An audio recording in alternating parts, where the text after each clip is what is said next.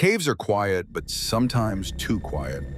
When you're hundreds of feet underground, in total darkness, you start hearing things that shouldn't exist. Breathing, footsteps, voices you can't trace. These aren't just cave stories. These are moments where people came face to face with something impossible and survived to tell it. Tonight, you'll hear 3 terrifying stories of caving expeditions that went horribly wrong. And after this, you might think twice before stepping into the dark. You know what total silence sounds like? Neither did I, until the cave took it away from me. I was on a solo spelunking trip in Tennessee, deep into a cave system that hadn't been fully mapped. I had clearance, gear, and too much confidence. There was this one tunnel, narrow, jagged. It looked like it hadn't been touched in years. I marked the entrance, crawled in. The walls were tight, the air felt thick, but I kept going until I reached a dead end. I turned around, marked it as sealed in my map, and carefully stacked stones to block it.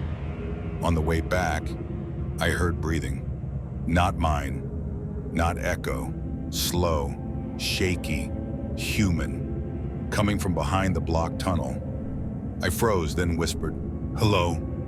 The breathing stopped, and in the silence that followed, something tapped 3 times against the rocks, just like I had when sealing it. I ran. No. I scrambled, gasping, scraping my knees through that narrow tunnel, and in the chaos, my headlamp flickered.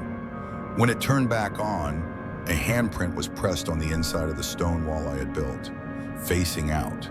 If you enjoy stories like this, go ahead and hit the like button. It really helps the channel grow. And if you're new here, make sure to subscribe for more true horror stories every single week.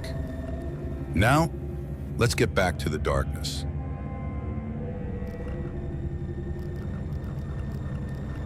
It started out as an archaeological expedition. 5 researchers, one newly discovered cave system in Utah.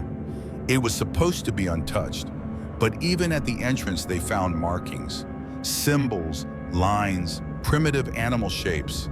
They looked ancient and legit. They followed the path downward, photographing every surface. But by the 3rd chamber, something felt off. The carvings were getting cleaner, sharper, like they'd been made with steel, not stone.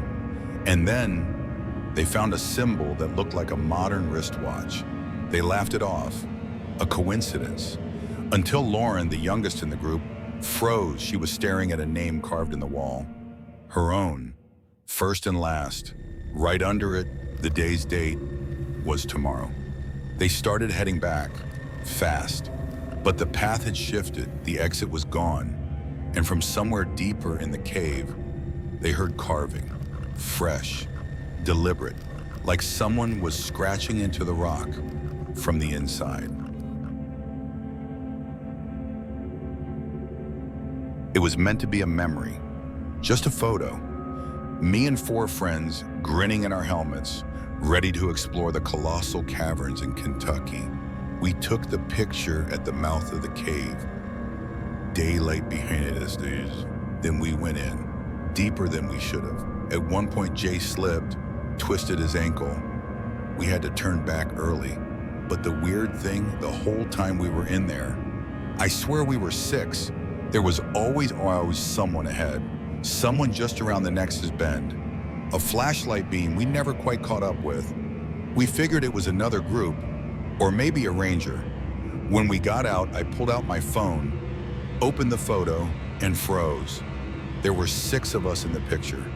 5 I knew, and 1 woman, standing at the edge, face partly turned, wearing a headlamp, smiling at the camera.